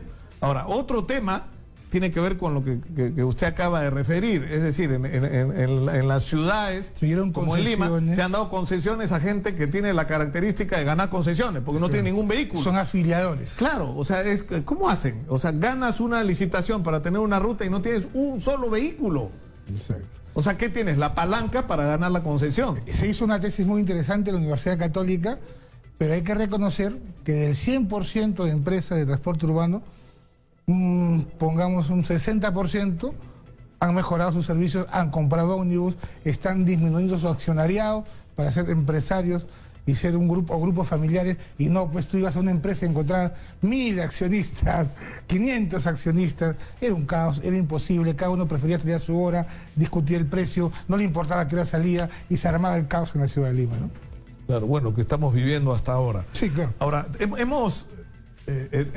seguimos con los mismos problemas, porque vamos al tema que nos convoca el día de hoy, que es la sucesión de tragedias en las carreteras, ¿no es cierto? Sigue muriendo gente. En los últimos días han muerto cerca de 40 personas. Sí. ¿No? Ante todo, las condolencias del caso a los familiares que se han involucrado en estos accidentes. Ahora, ¿por qué sigue pasando esto? Después de que durante el gobierno de Alan García se habló de tolerancia cero y que se iban a establecer reglas, digamos, que iban a ser cumplidas con respecto a los límites de velocidad, las condiciones en que deberían trabajar los choferes, ¿no es cierto?, las condiciones de los vehículos, a lo cual se ha sumado la discusión luego sobre las condiciones de la carretera, ¿no? Exacto. La seguridad vial, siempre lo hemos comentado, es un triángulo, nadie lo va a cambiar. Acá está infraestructura, vehículo y persona, incluyendo la persona jurídica. En la época a los comienzos del gobierno de Alan García, tuve la suerte de participar en la creación de tolerancia cero. Escogí los puntos y me retiré del ministerio, pero la experiencia nos dice que no solamente la fiscalización es la solución al problema. Acá tiene que ver la participación del Estado también en tema de infraestructura, la capacitación de los conductores en tema de la persona, el involucrse de la persona jurídica en ese tema. Claro, pero ¿por qué no vamos punto por punto? Por ejemplo, claro, hubo la tragedia esta de Pasamayo, y ahí resulta que hay una discusión sobre, y todos lo aceptan como razonable. El otro día estaba acá un señor que vino con una denuncia gravísima porque tuvo un accidente por problemas de señalización. Es terrible. ¿No es cierto? Pero ¿por qué no pueden pasar esas cosas? Tenemos respuesta, Nicolás, tenemos respuesta del Estado. Nos hemos reunido más de 5 veces y nos dice que, en pocas palabras, para que nos puedan entender, el contrato con la concesionaria es inmaculado. O sea, no puede poner ni un ladrillo encima de esa baranda tan peligrosa. Imagínate ese tramo, que no puedes modificarlo por un contrato internacional, imagínate en todo el Perú. Eso es lo que está pasando en este momento. Lógico. ¿Dónde estamos? Si nosotros como empresa reconocemos nuestros errores, estamos en la posición de involucrarnos en la formalidad, apoyar la capacitación, y el Estado nos responde, no puedo porque es inmaculado, es la Santa Biblia. Y tú has visto, en los medios de comunicación, acá mismo hemos visto esa baranda. Está hace más de 20, 30 años. Y el peaje... Claro, pero eso es lo que, eso es lo que uno no entiende. O sea, te cobran un peaje que es un negocio sensacional. Está casi a la par con Chile, y Chile es uno de los más altos de la región. Claro, pero vas a una carretera en Chile y tienes ese letrero. Mira, hemos visitado 240 días sin accidente, 180 días sin accidente. Y acá, señores, nosotros somos conscientes, seríamos testarudos y no tener una capacidad empresarial en reconocer nuestros errores. Pero que nos responde el Estado, ¿qué hacemos? Si el Estado no da esa respuesta. Hemos visto contigo 10 años de no otorgar agua a una población. Y estamos 30 años... 9 años esperando por un trámite, por algo tan vital, trámite. Y nosotros... Como el agua. Nosotros tenemos una autopista, ¿qué autopista? Pero una carretera como Pasamayo, 30, 40 años. Que está desde el siglo pasado, desde la época de Piérola, antepasado. Donde pasaba el tren. Claro, ahora el problema es que, ¿pero qué se puede hacer? O sea, hay un primer problema con las condiciones de la infraestructura y eso te lleva directamente a la manera como se han negociado las concesiones, que están asignadas por un lado ser un beneficio extraordinario, es un negocio del carajo, por decirlo así, claro, groseramente. En el Perú es el único sitio... A cambio de muy pocas obligaciones. Pero, hermano, en el Perú es el único sitio en el mundo donde colocas un peaje y construyes después. Cuando en otros países colocas el peaje porque has construido. Claro. O sea, construyes el peaje para cobrarte el dinero que has invertido. Exacto. Para recuperar tu inversión y tener una ganancia. Acá no, acá pones el peaje para sacarle el billete al usuario. Exacto. Para con ese billete hacer la obra. Exacto. ¿No? Es absurdo. Pero lamentablemente para el común de los ciudadanos es normal. ¿Por qué es normal? Porque hemos vivido décadas con la misma situación. Y cuando viajas a otro país te das cuenta que no es así. Pero hay que tener, yo creo, coraje de que, o sea, está claro que necesitamos renovar a nuestra clase dirigente, ¿no es cierto? Y gente que gobierne desde el punto de vista del interés del ciudadano. Claro. Entonces, que su posición no sea sentarse con la empresa con la cual va a concesionar para ver cuánto billete le saca de comisión ilegal, para darle lo que ella quiere en las condiciones que quiera, para regalarle. Digamos, o sea, porque esa ha sido en general la postura con la que se han manejado estas cosas. O sea, pero si tú te sientas, porque es necesaria la inversión. O sea, no es que esté mal. Para nada. Pero tienes que sentarte a negociar en condiciones en las que no pagas comisiones, en las que lo que obtienes es lo mejor para los ciudadanos a los que representan. Yo he viajado, he pasado hace 2 días, dejé a mi señora en el aeropuerto y me saco el sombrero por la construcción que han hecho debajo del río, que me pareció muy parecida a la que está en Chile, que también pasaron. Y me sacó el sombrero. Ha habido una buena inversión, pero eso no quiere decir que sobre una buena construcción haya situaciones un poco oscuras. Eso no lo debemos aceptar como ciudadanos ni como miembros de una clase. Claro, tendrías que hacer obras así, no pagarle comisiones ilegales a nadie. Exacto. Ahora, el otro problema es la integración de estas obras que te llevan a situaciones absurdas. Me ha pasado a mí, he ido a recoger a una de mis hijas al aeropuerto y entrar a la línea amarilla y salir de la línea amarilla. Ahí falta una coordinación. Totalmente de acuerdo, porque entrar por la carretera es admisible, pero una vez que sales del aeropuerto, como que la persona que no conoce, darte la vuelta por el otro lado del río, yo creo que debe haber algo muy importante, mejor señalización, mejor información. Y eso es muy importante también para los pilotos que trabajan en nuestras unidades a nivel nacional. Ahora, para terminar con este primer punto, ¿qué tendría que ocurrir? Una revisión de los contratos de concesión donde se establezcan obligaciones que vayan en la dirección de darle a los conductores y por lo tanto a los ciudadanos convertidos en ese momento en pasajeros y a los transportistas las garantías de todas las precauciones modernas que debe tener una carretera, ¿no es cierto? En otros países los track centers son obligatorios. En un país tan accidentado como el Perú, donde un conductor viene de la sierra sinuosa, porque es sinuosa, llega a la Panamericana con un alto estrés. No hay un track center en cuántos kilómetros. Olvídate, si no llegas, tienes que llegar al destino y ahí descansa, porque tú vas a parar en un sitio. Tenlo por seguro que la inseguridad en las carreteras es alta, porque los puestos policiales son muy esporádicos. Entonces, no hay track center, no hay información, hay mala señalización, hay que reforzar la Sutran. La Sutran, yo he ido hace unos días y da cierto lástima porque he sido partícipe de su creación, no tiene presupuesto. Y no tiene presupuesto, no tiene combustible. Y si no hay presupuesto, no tiene inspectores. Si no hay presupuesto, no hay área de economía, porque no todo es fiscalización. También tienes que investigar financieramente el porqué de las cosas. Y todas esas situaciones nos originan cierto malestar. No, y además, ir incluso más allá en la discusión de estas concesiones. O sea, si uno va, por ejemplo, a Italia, o sea, quieres llegar de acá hasta acá. O sea, no subes y bajas los cerros, pues haces túneles. Inventaron los túneles hace siglos. ¿No es cierto? Mira la carretera central.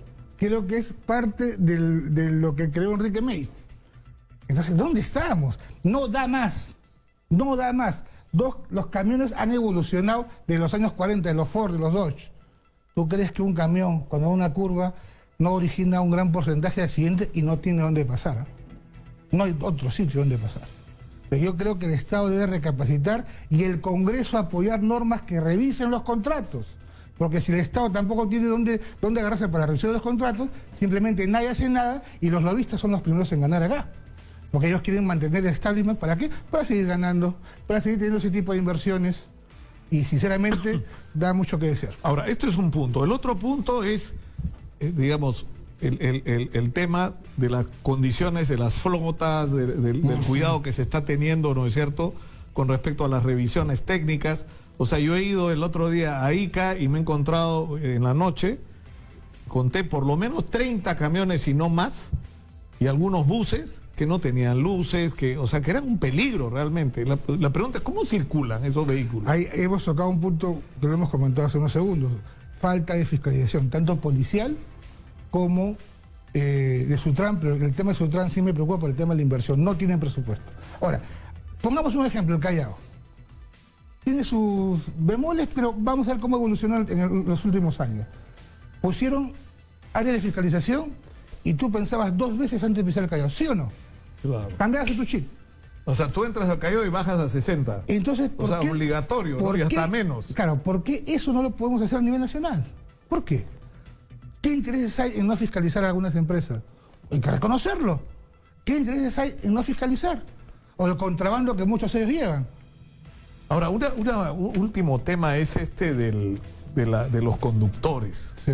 Es decir, parte de los accidentes se producen por fallas humanas, ¿no es cierto? Claro, y eso tiene que ver directamente con el comportamiento y conducta del conductor. Claro.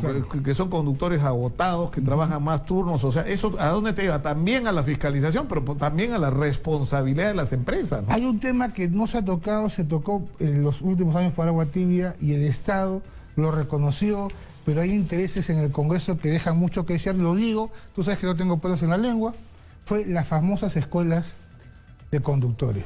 El 90% de las escuelas de conductores eran delivery. Y cuando uno renovaba su licencia 3, era delivery. O sea, no es que ibas, seguías el curso, nada. Tú comprabas, pagabas tu billete y te conseguías tu licencia. ¿Cómo sería la corrupción que lo hemos denunciado? Que en un comienzo se pagaba por este delivery 300 soles. Hasta 500 soles cuando recién empezó. Lo denunciamos ante la autoridad. Eran tantas escuelas que ¿sabes cuánto te costaba tu renovación? 50 soles.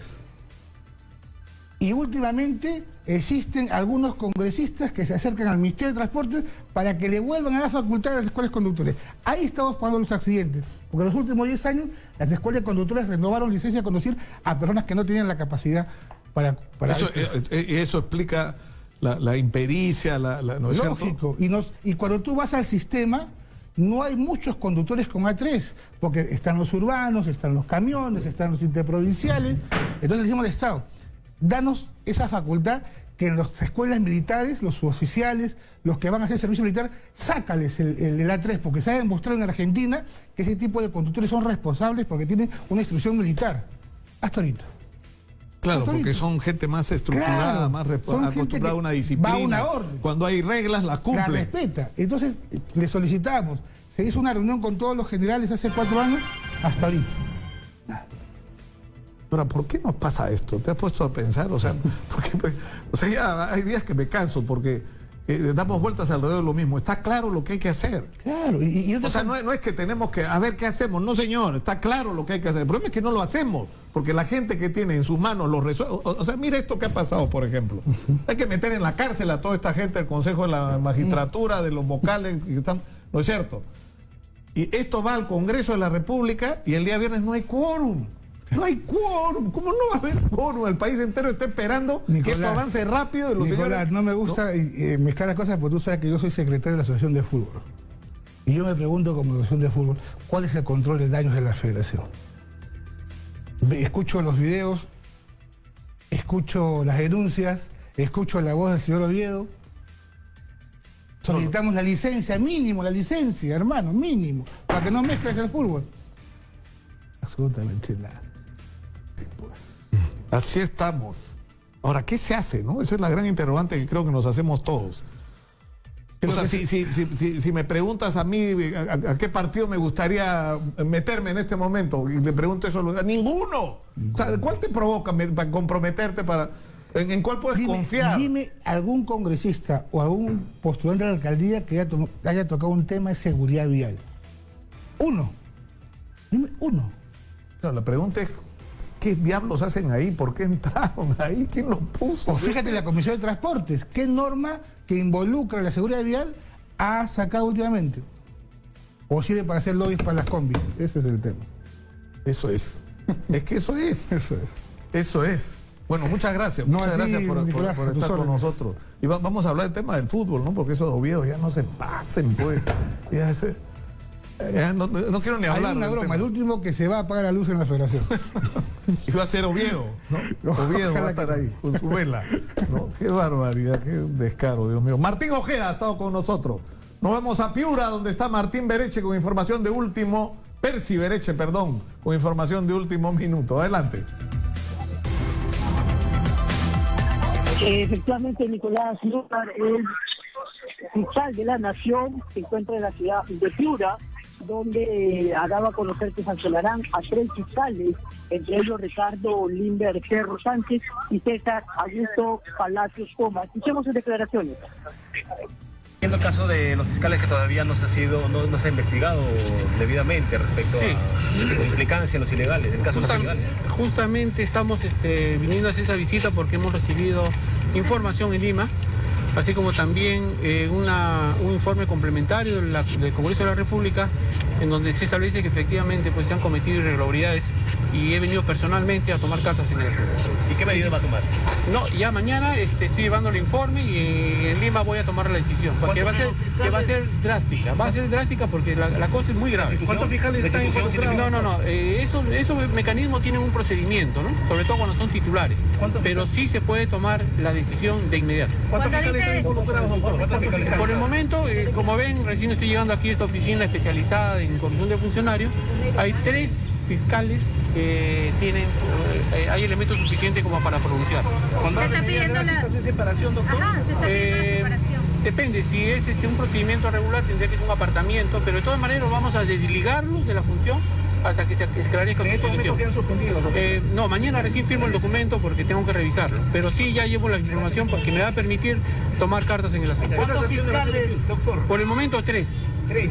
Pero ahí está Cerro Sánchez y Palacios Poma, muy mediáticos acá en Perú. Así es. Son temas que no me explico por qué razón se ha demorado tanto, pero de todas maneras nunca es tarde para aplicar la sanción correspondiente. ¿Disposiciones al presidente de la Junta de Fiscales en Piura? ¿Qué disposiciones al presidente de la Junta de Fiscales en Piura, doctor? En este momento me voy a reunir con él, le he dicho que me espere ahí en su oficina porque tengo que hablar privadamente con él, para ver qué está pasando. Pero hay un retardo. ¿Cómo? ¿Hay un retardo en su actuar? Estamos recibiendo información de mesa de partes, controlando plazos y estamos tomando cartas en el asunto. También ahora estoy viendo a la cuestión las carencias que tiene. ¿Podría haber un cambio en el decano de la Junta de Fiscales? No puedo adelantarle porque recién voy a tener la reunión con él. También Bueno, el fiscal Chávarri va a tener que recorrer el país entero cortando cabezas, porque nos llegan todos los días de todas partes del Perú denuncias sobre el comportamiento irregular, el comportamiento de protección de delincuentes de parte de miembros del Ministerio Público y también del Poder Judicial. O sea que si quieren poner orden tienen que cortar cabezas y ya, que es lo que la gente está esperando. O sea, estas encuestas que hemos escuchado el día de hoy, que se publicaron antes de ayer en el diario Exitosa, en el diario Exitosa, son una señal de lo que está pasando y deberían ser tomadas seriamente en cuenta por los líderes de estas instituciones. El nivel de descreimiento, el nivel de desprestigio de las instituciones es enorme ante los ojos de los ciudadanos.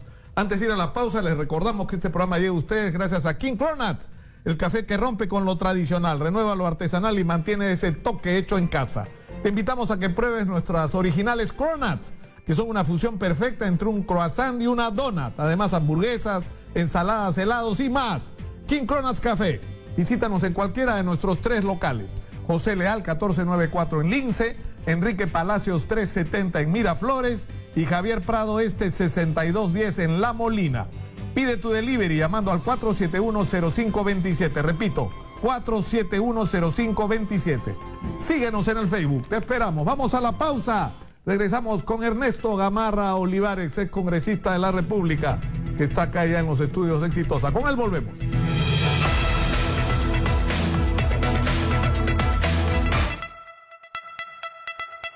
Ya regresamos con Nicolás Lucar en Exitosa.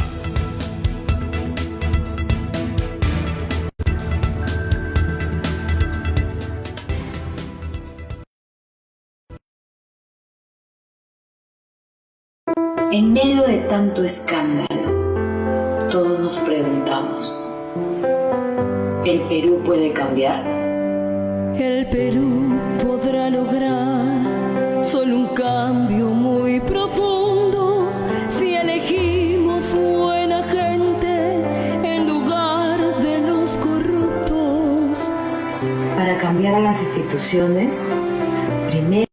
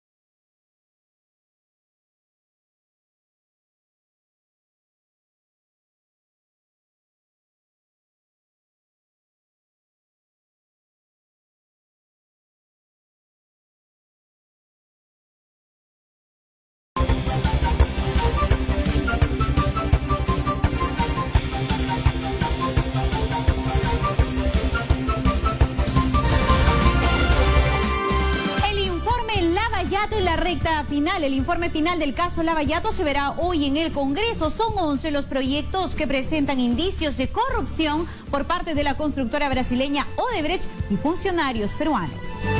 Favores supremos, familiares directos de 4 jueces supremos y del ex fiscal de la Nación, Pablo Sánchez Velarde, trabajaron en el Jurado Nacional de Elecciones. Y evangélicos intoxicados. Una persona falleció y otras 40 resultaron afectadas por intoxicación masiva en Ancash. Asistentes al aniversario de una iglesia evangélica degustaron de un estofado de pato, sin imaginar que minutos después terminarían hospitalizados. Estoy más al mediodía con Manuel Rosas en Exitosa Noticias. Participe en el programa, llame y comente en las redes sociales. Encuéntranos en Twitter como @exitosap y en Facebook y en YouTube como Exitosa Noticias. 11:37. Síguenos en las redes sociales. En Twitter, @exitosape. Continuamos con Nicolás Lucar en Exitosa.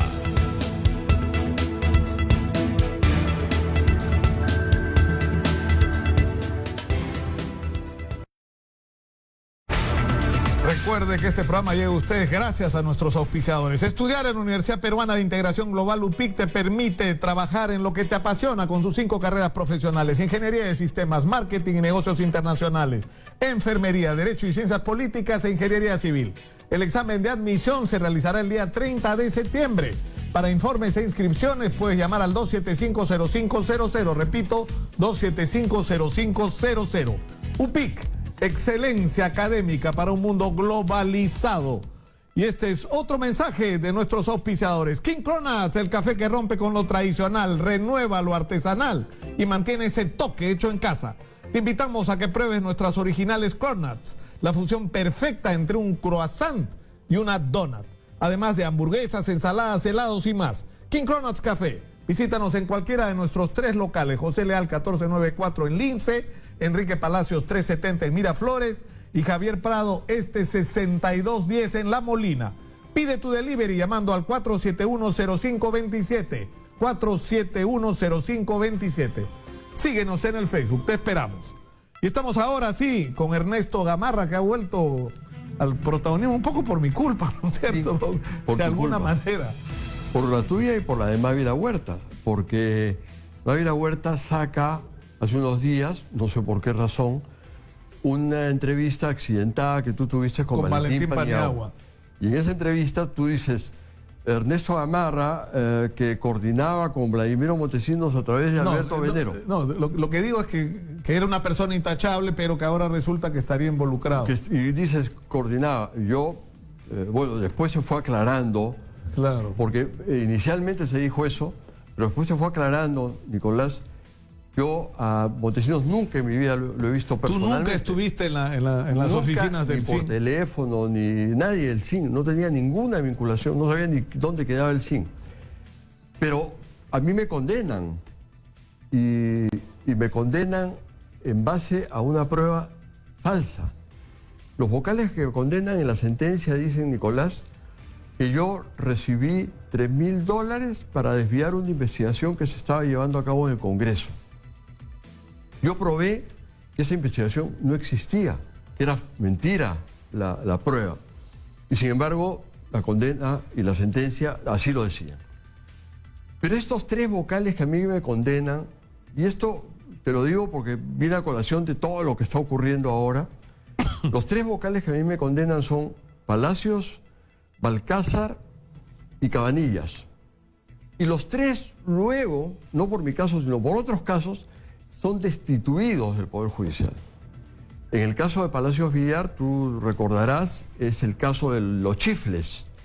Este vocal le pidió a un policía plata para cambiar una sentencia. En el caso de Balcázar, él falsificó su currículum para lograr ascender a vocal supremo titular, diciendo que era autor de un libro cuya autoría era la tesis de su hijo para ingresar a la universidad. Y en el caso de Cabanillas, era un vocal que había acosado sexualmente a trabajadoras del Poder Judicial y fue denunciado por una de ellas valientemente y lo destituyeron. Estos vocales fueron los que me condenaron. Entonces, la ralea de gente que administra justicia y que administraba justicia, entre ellos y los que ahora han salido gracias a los videos. Justamente hablábamos de eso, de cuántos videos Vladivideos, y eso no nos puede volver a pasar. Por eso la verdad la necesitamos conocer completa. Hubo montones de Vladivideos que no se conocieron, incluyendo aquellos donde había miembros del sistema de justicia, que simplemente desaparecieron. Efectivamente. ¿No? Incluso en algún momento había una lista de 43 miembros del Poder Judicial, los que estaban en un cuaderno que Montesinos llevaba, o alguien por encargo de él llevaba en el SIN, que les pagaban mensualmente. Ese cuaderno lo encontraron en casa del segundo de Montesinos, en un departamento de la Avenida Pardo. Lo agarraron los procuradores y resulta que después de los 43 se iba reduciendo el número de vocales y de jueces, y terminaron 4 condenados y los demás libres de polvo y paja. Igual ocurrió con los videos, con los Vladivideos, porque nadie sabe cómo seleccionaban y cuáles pasaban. Claro, el argumento era, se descarta este video por ser de contenido privado. Mentira, pues, mentira, porque ahí hubo desde protección política y protección amical, ¿no? Hasta dinero, porque ahí ha corrido plata, de todos modos. Muchísimo. Incluso yo en algún momento solicité al Congreso copia de los videos y la transcripción, y te la daban, pero con una serie de partes tachadas, borradas. De tal manera que ya no podías ni siquiera conocer en la transcripción el contenido del video. Y es cierto lo que dices tú, muchos videos nunca se conocieron. Bueno, y yo creo que más allá de llorar sobre la leche derramada, bueno, si fuera posible recuperar esos Vladivideos sería extraordinario. Pero lo que no nos puede pasar ahora, y sobre lo que sí tenemos capacidad, es que toda la verdad contenida en estos audios, ¿no es cierto?, grabados durante 6 meses, se sepa. Pero regresemos a lo tuyo.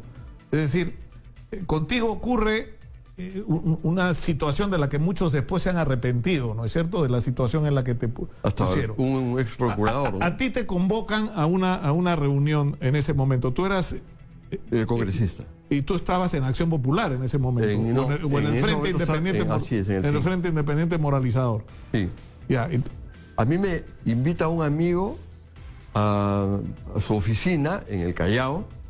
Me dice, fíjate, hay una persona que quiere colaborar para la campaña municipal de tu esposa, que está de candidato en Miraflores.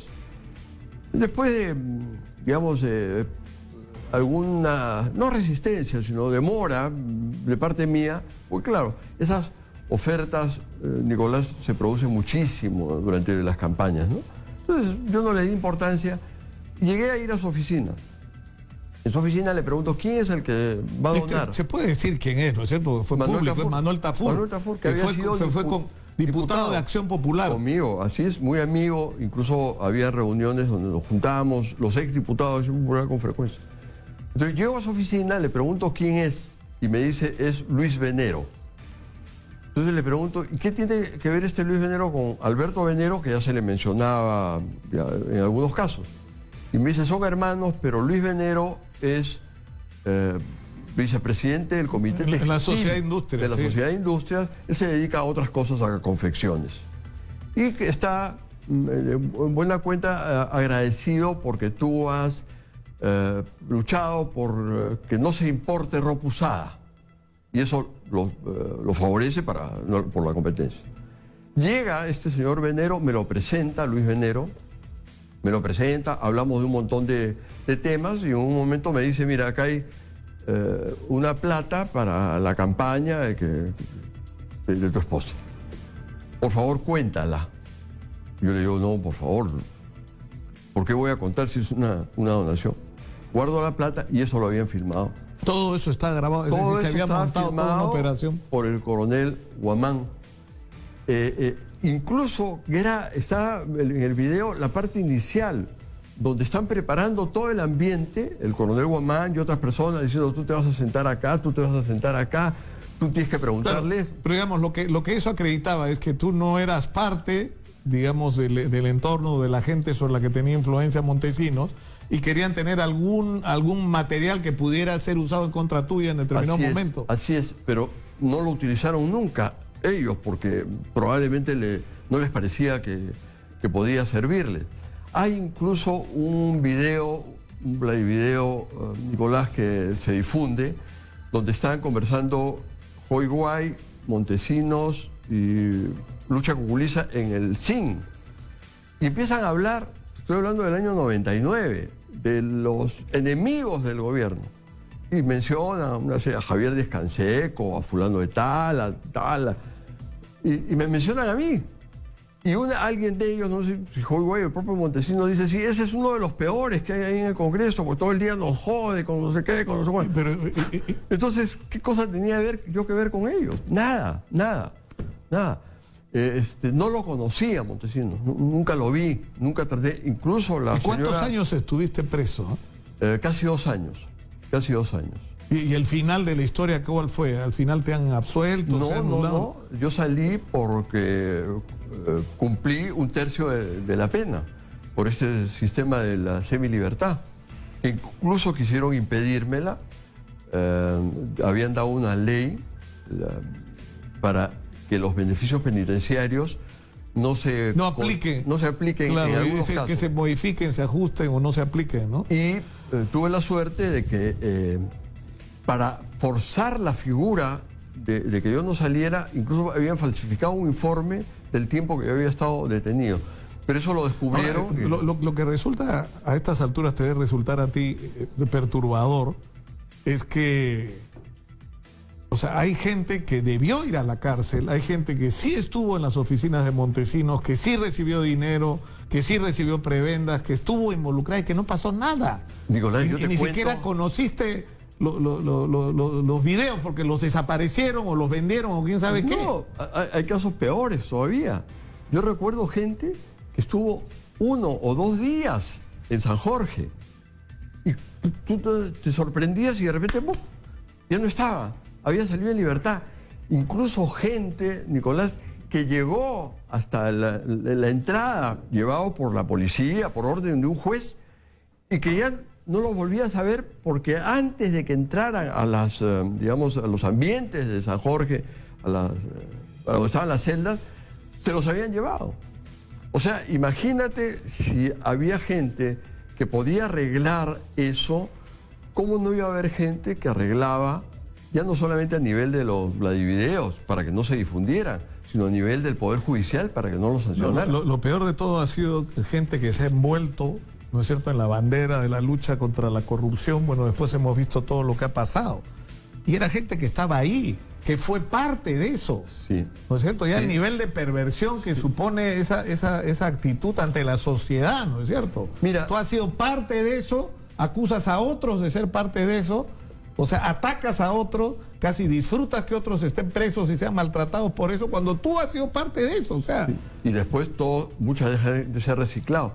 Mira, el ex procurador Azabache, César Azabache, hace un mes en una entrevista de La República, creo que te la comenté, le preguntan si durante su gestión se cometieron errores y él dice, claro, cómo no, se cometieron errores. Y ¿se arrepiente usted de algo?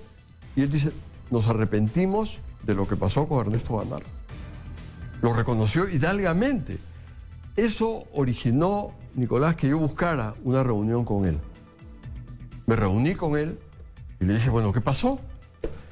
Y él me dijo que a ellos, a la gente de la Procuraduría, les habían informado que yo estaba muy involucrado en todo y que estaba involucrado en el tráfico de armas a la FARC, hecho por Montesinos y con Rosay Barcancho. Y es por eso que ellos me pusieron la puntería, porque ellos decían, nos han dado de muy buena fe esta información. Y el propio César Azabache me reconoce, al poco tiempo nos dimos cuenta que eso era mentira.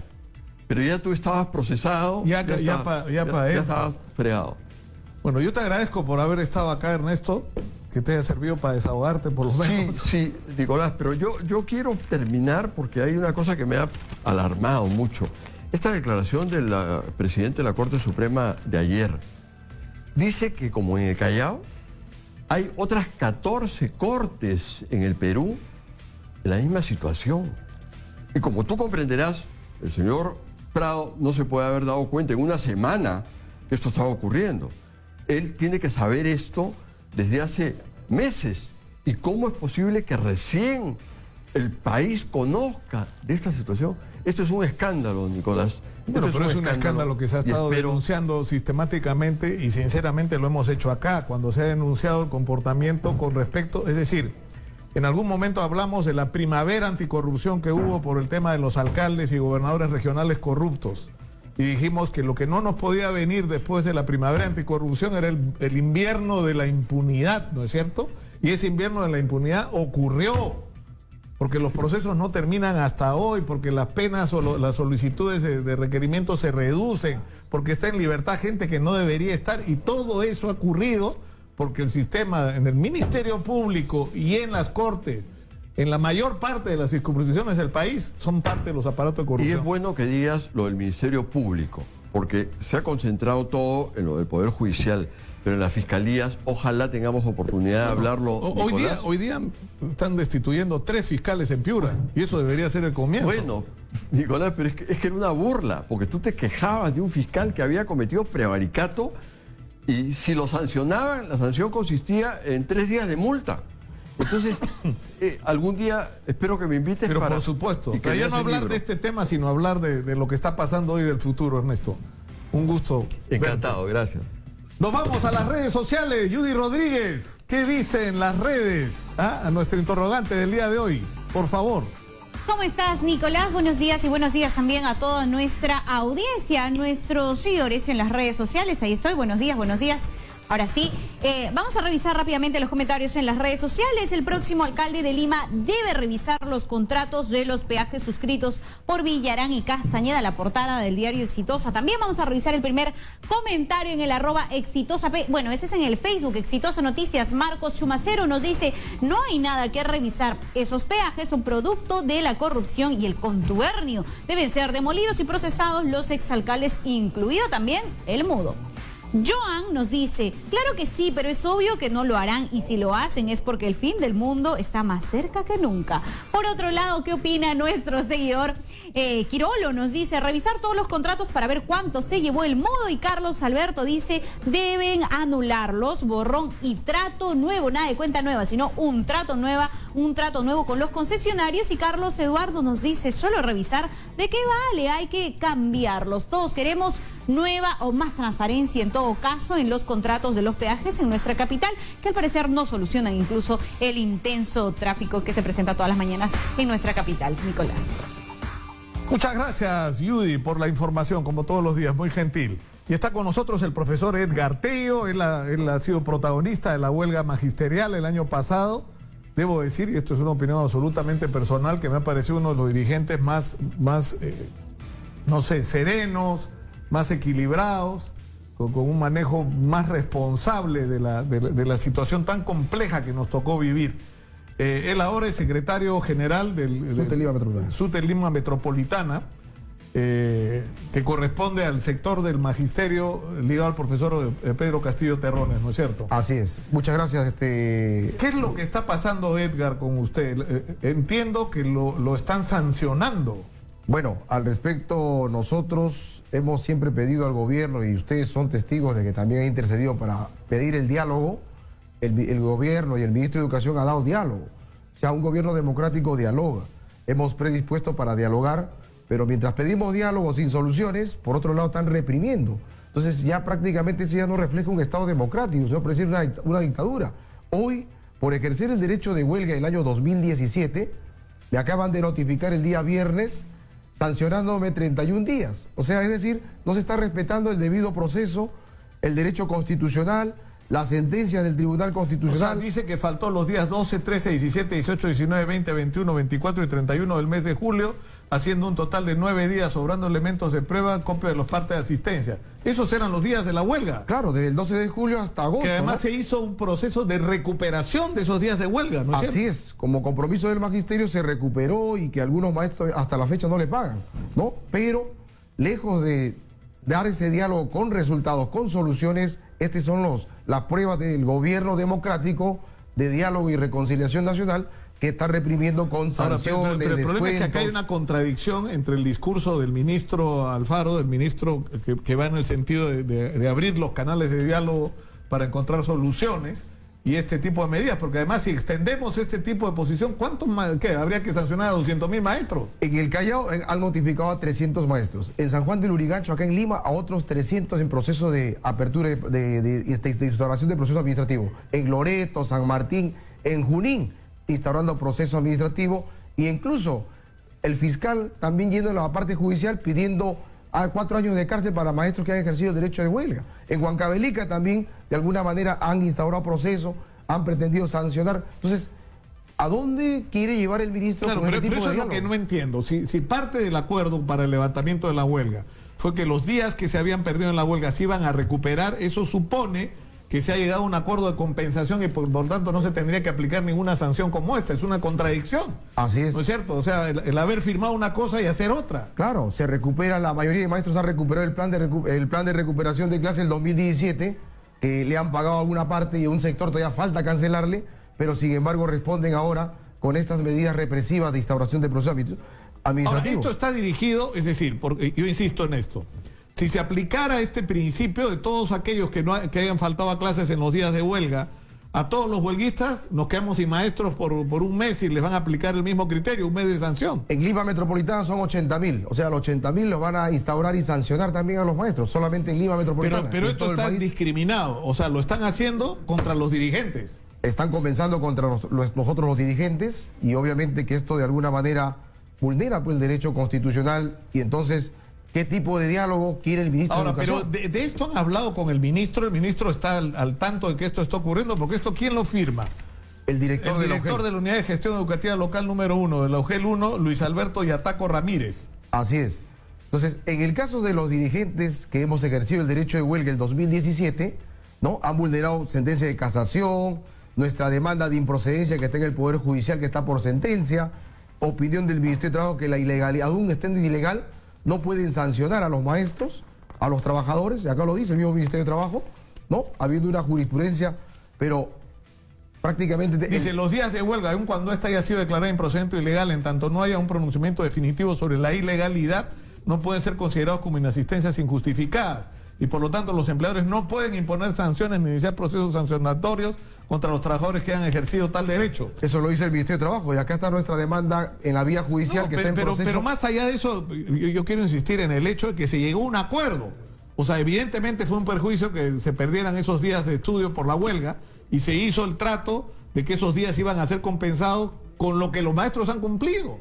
Entonces, con eso resuelves el problema de no haber ido a trabajar esos días. Claro, está claro el acuerdo que se conversó el año pasado, pero sin embargo han continuado con el proceso de represión y han desconocido su propio acuerdo. Por eso ahí está la intención de no querer firmar ninguna acta. Y es por ello que el magisterio exige las actas. Bueno, pero esto lo tiene que parar el ministro, ¿no es cierto? No es el mensaje más apropiado para resolver los problemas y crear un clima distinto. Yo quiero ¿no? ir más allá, ¿no? Porque mira, acá para los que hemos ejercido el derecho de huelga, defendiendo la educación pública, la estabilidad laboral del magisterio y el pliego de reclamos, se nos ha acelerado el procedimiento. Pero sin embargo, a militantes del CET de Patria Roja, a ellos sí, impunidad y archivamiento. Por ejemplo, que hay una denuncia contra un ex asesor de la UGEL 01 de la gestión de la señora Lucy Barrera Machado, que está denunciado por haber cometido abuso de autoridad y no haber elevado esta apelación al órgano inmediato que correspondería el Tribunal de Servicio Civil, sino a la UGEL.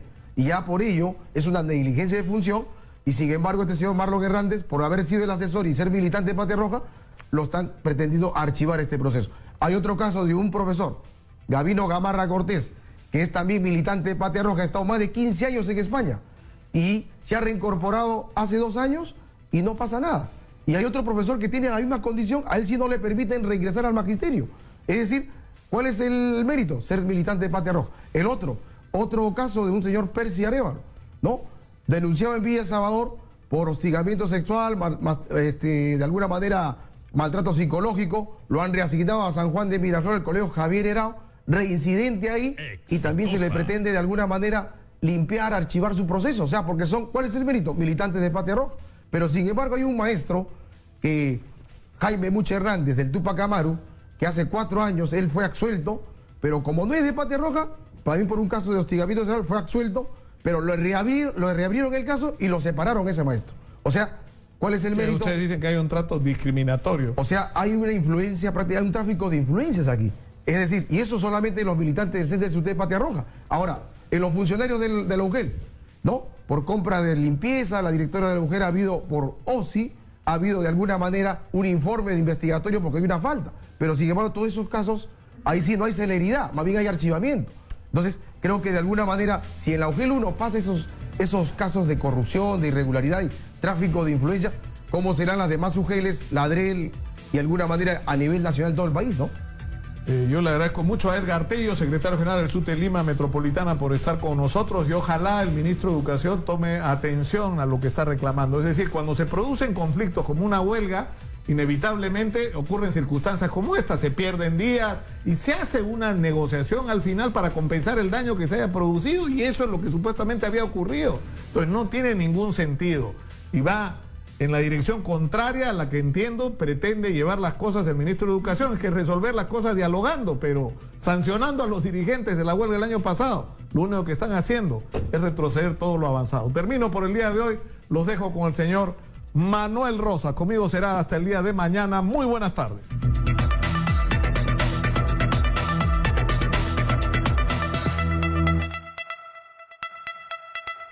Hemos presentado Nicolás Lúcar en Exitosa.